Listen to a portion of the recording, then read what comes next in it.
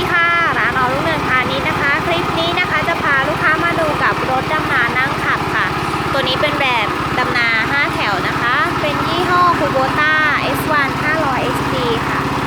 เครื่องยนต์ก็เป็นเบนซินค่ะ4จังหวะขนาดอยู่ที่ 7.5 แรงนะคะพวงมาลัย Power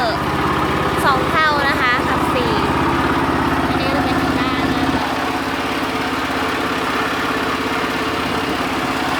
มี2เกียร์เดินหน้านะคะแล้วก็1เกียร์ถอยตัวนี้จะมีเกียร์โลเกียร์ไฮด้วยนะคะ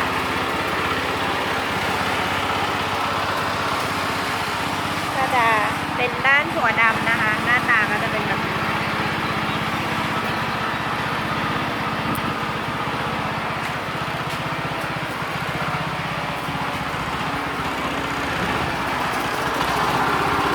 เดี๋ยวเรามาดูการทำงานเบื้องต้นของเครื่องนี้กันเลยค่ะ